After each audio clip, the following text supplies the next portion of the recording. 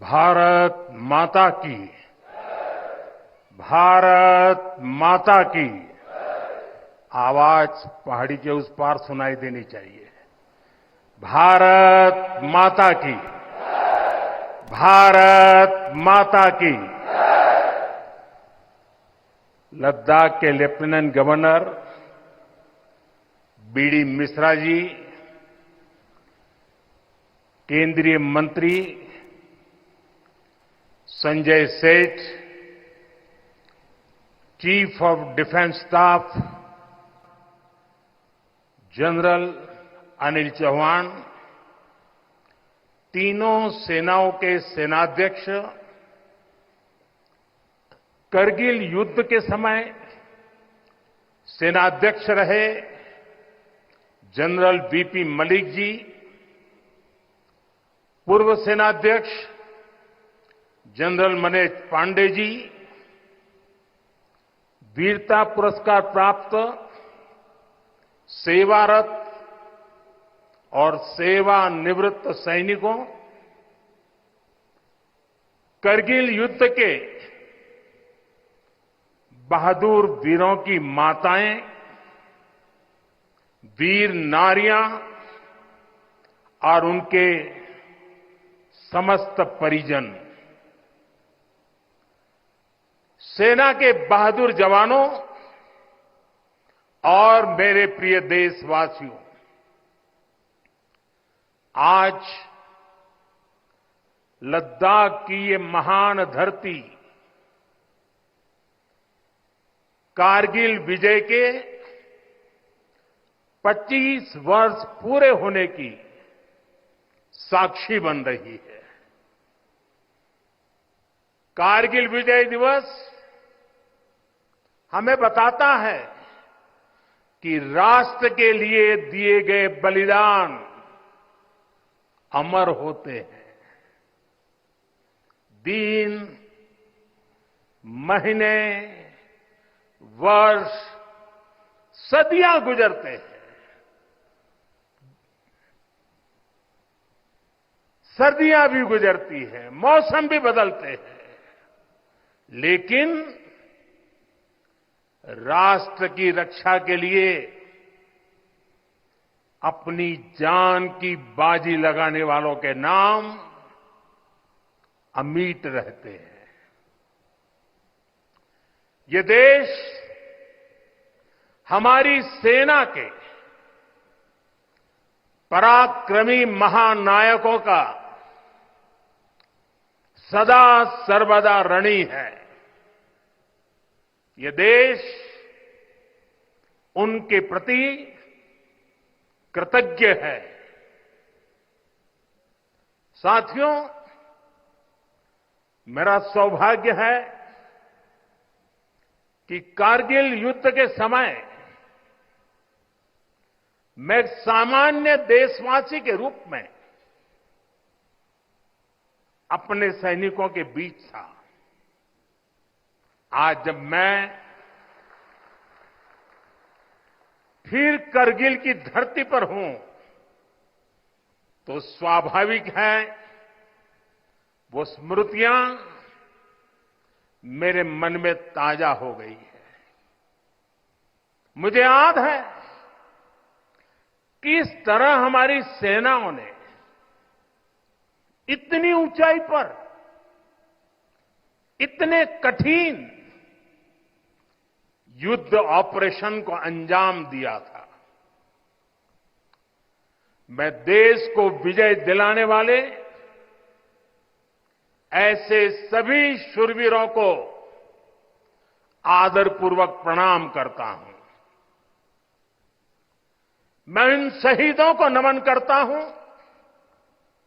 जिन्होंने कारगिल में मातृभूमि की रक्षा के लिए अपना सर्वोच्च बलिदान दिया। साथियों, कारगिल में हमने केवल युद्ध नहीं जीता था, हमने सत्य, संयम और सामर्थ्य का अद्भुत परिचय दिया था। आप जानते हैं, भारत उस समय शांति के लिए प्रयास कर रहा था। बदले में पाकिस्तान ने फिर एक बार अपना अविश्वासी चेहरा दिखाया। लेकिन सत्य के सामने असत्य और आतंक की हार हुई। साथियों, पाकिस्तान ने अतीत में जितने भी दुष्प्रयास किए, उसे मुंह की खानी पड़ी है। लेकिन पाकिस्तान ने अपने इतिहास से कुछ नहीं सीखा है। वो आतंकवाद के सहारे, प्रॉक्सी वॉर के सहारे अपने आप को प्रासंगिक बनाए रखने का प्रयास कर रहा है। लेकिन आज जब मैं उस जगह से बोल रहा हूं जहां आतंक के आकाओं को मेरी आवाज सीधे सुनाई पड़ रही है, मैं आतंकवाद के इन सरपरस्तों को कहना चाहता हूं कि उनके नापाक मंसूबे कभी कामयाब नहीं होंगे।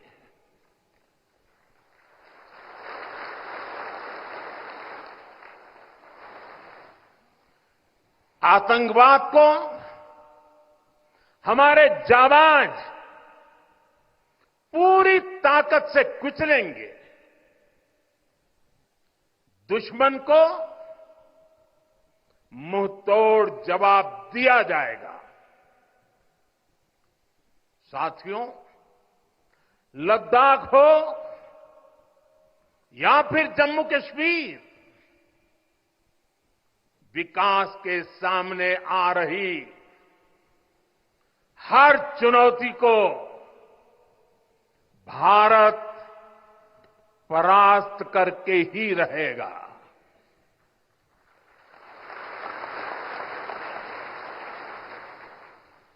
कुछ ही दिन बाद इस 5 अगस्त को आर्टिकल 370 का अंत हुए 5 वर्ष पूरे होने जा रहा है। जम्मू कश्मीर आज नए भविष्य की बात कर रहा है, बड़े सपनों की बात कर रहा है। जम्मू कश्मीर की पहचान G20 जैसी ग्लोबल समिट की अहम बैठक करने के लिए हो रही है। इंफ्रास्ट्रक्चर डेवलपमेंट के साथ साथ जम्मू कश्मीर, लेह, लद्दाख में टूरिज्म सेक्टर भी तेजी से ग्रो कर रहा है। दशकों बाद कश्मीर में सिनेमा घर खुला है। 3.5 दशक के बाद पहली बार श्रीनगर में ताजिया निकला है। धरती का हमारा स्वर्ग तेजी से शांति और सौहार्द की दिशा में आगे बढ़ रहा है। साथियों, आज लद्दाख में भी विकास की नई धारा बनी है। सिंकुल्ला टनल, इसके निर्माण का काम शुरू हुआ है। सिंगोला टनल के जरिए लद्दाख पूरे साल हर मौसम में देश से कनेक्टेड रहेगा। ये टनल लद्दाख के विकास और बेहतर भविष्य के लिए नई संभावनाओं का नया रास्ता खोलेगी। हम सभी को पता है कि कठोर मौसम की वजह से लद्दाख के लोगों को कितनी मुश्किलें आती हैं। सिंकुंतला टनल के बनने से ये मुश्किलें भी कम होगी। मैं लद्दाख के मेरे भाई बहनों को इस टनल का काम शुरू होने के लिए विशेष बधाई देता हूं। साथियों, लद्दाख के लोगों का हित हमेशा हमारी प्राथमिकता रहा है। मुझे याद है कोरोना के समय में करगिल क्षेत्र के हमारे कई लोग ईरान में फंस गए थे। उन्हें वापस लाने के लिए मैंने व्यक्तिगत स्तर पर काफी प्रयास किए। ईरान से लाकर उन्हें जैसलमेर में ठहराया गया था और जब स्वास्थ्य की दृष्टि से पूरी तरह संतोषजनक रिपोर्ट मिले, उसके बाद उन सबको उनके घर तक यहां पहुंचाया था। हमें संतोष है कि हम अनेकों जिंदगियों को बचा पाए। यहां के लोगों की सुविधाएं बढ़े, ईज ऑफ लिविंग बढ़े, इसके लिए भारत सरकार निरंतर प्रयास कर रही है। बीते 5 वर्षों में ही हमने लद्दाख के बजट को 1100 करोड़ से बढ़ाकर 6000 करोड़ रुपये कर दिया है। यानी करीब करीब 6 गुना की वृद्धि। ये पैसा आज लद्दाख के लोगों के विकास में, यहां सुविधाएं बढ़ाने में काम आ रहा है। आप देखिए, सड़क, बिजली, पानी, शिक्षा, पावर सप्लाई, रोजगार, लद्दाख में हर दिशा में दृश्य भी बदल रहा है, परिदृश्य भी बदल रहा है।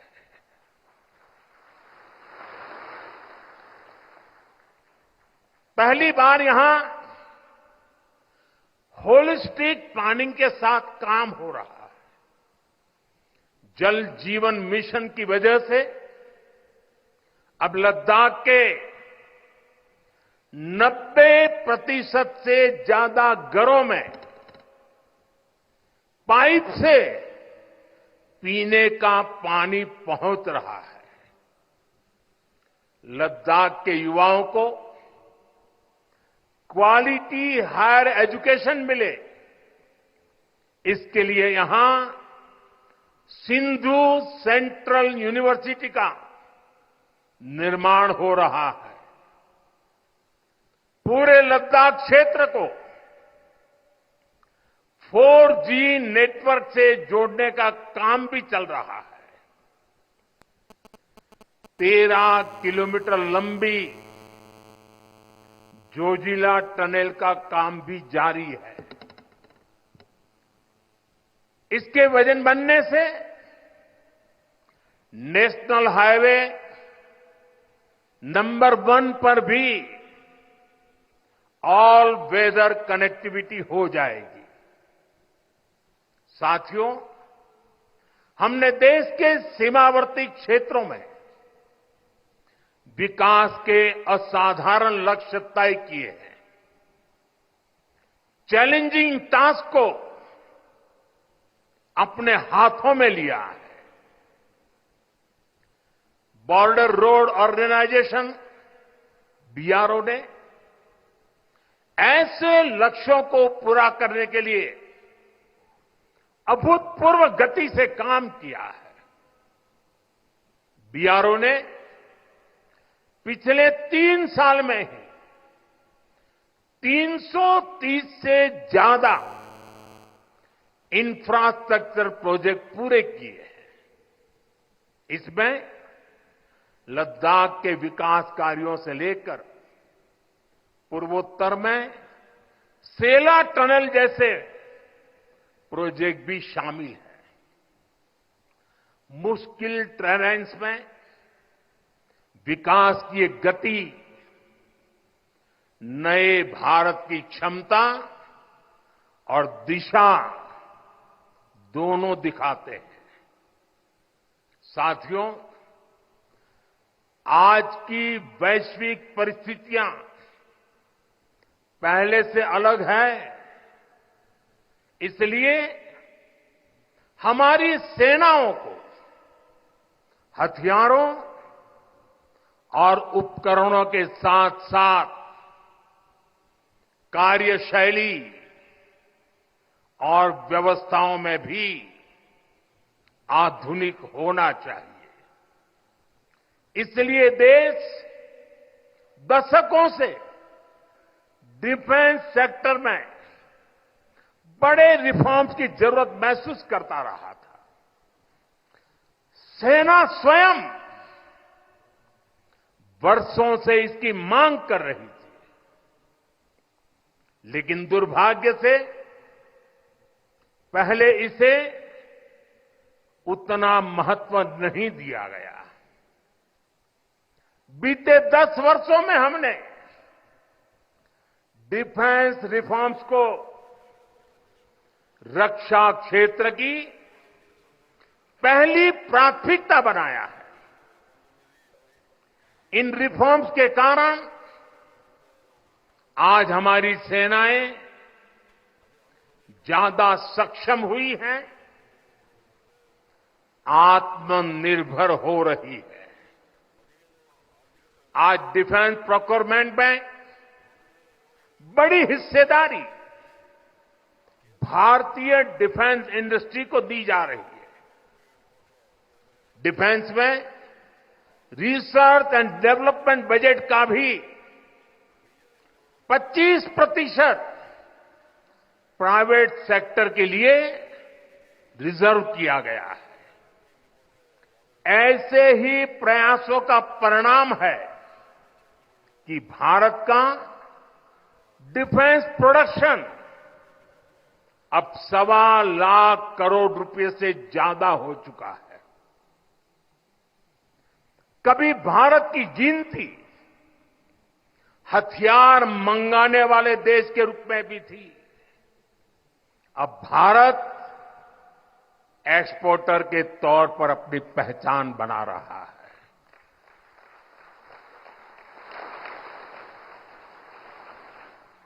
मुझे खुशी है कि हमारी सेनाओं ने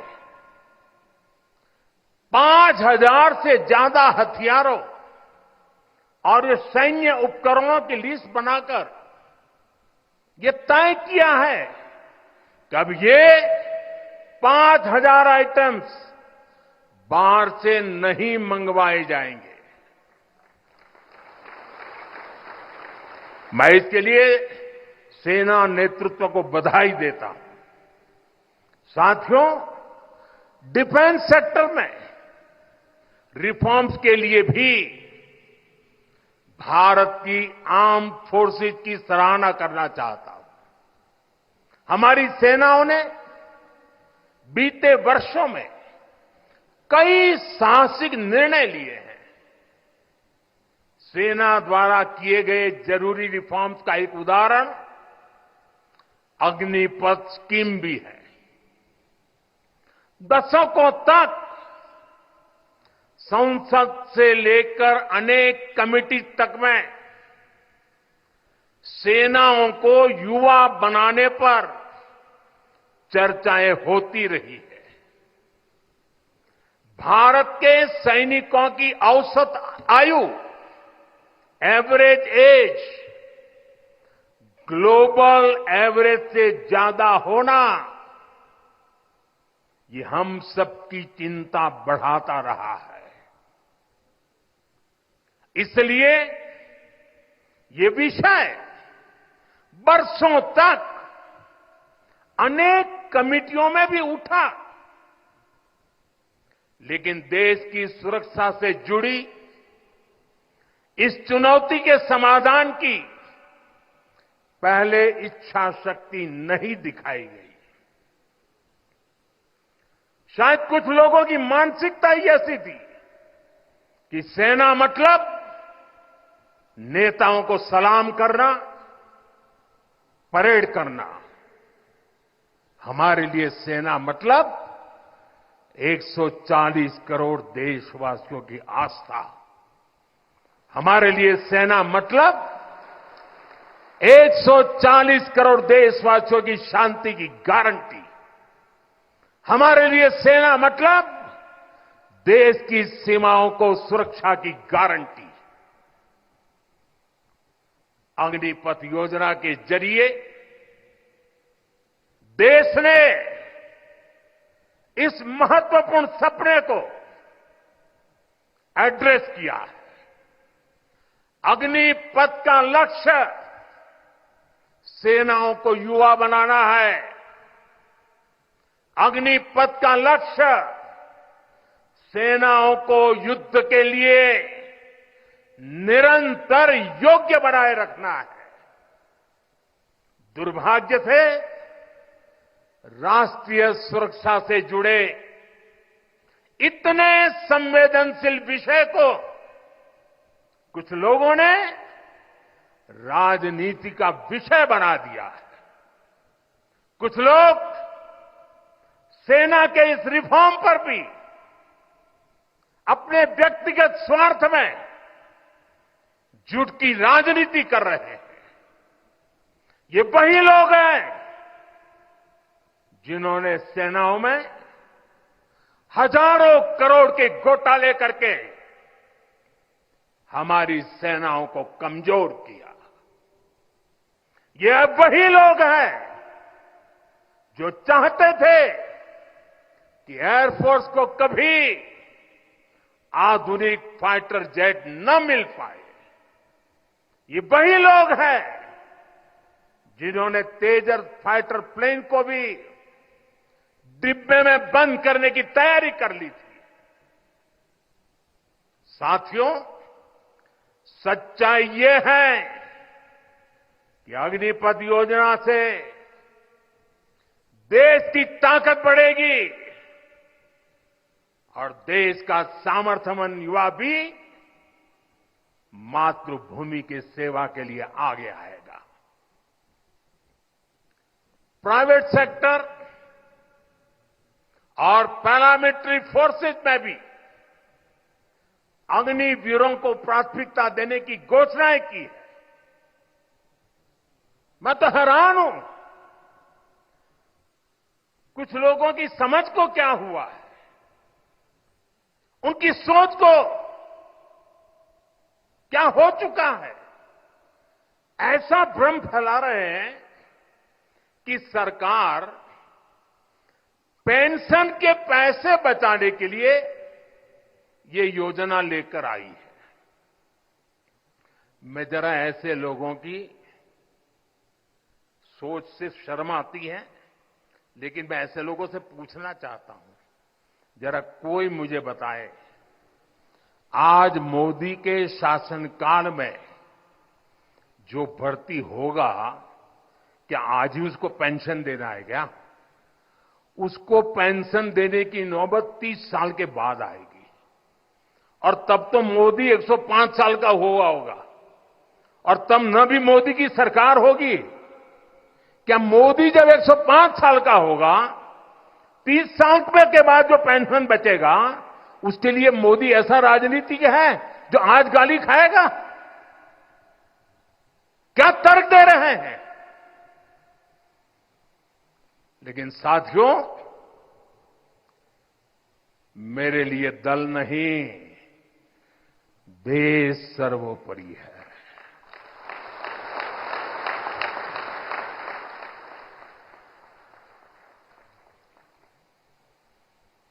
और साथियों, मैं आज गर्व से कहना चाहता हूं, सेनाओं द्वारा लिए गए इस फैसले का हमने सम्मान किया है। और जैसा मैंने पहले कहा, हम राजनीति के लिए नहीं, राष्ट्र नीति के लिए काम करते हैं। हमारे लिए राष्ट्र की सुरक्षा सर्वोपरि है। हमारे लिए 140 करोड़ की शांति ये सबसे पहले है। साथियों, जो लोग देश के युवाओं को गुमराह कर रहे हैं, उनका इतिहास साक्षी है कि उन्हें सैनिकों की कोई परवाह नहीं है।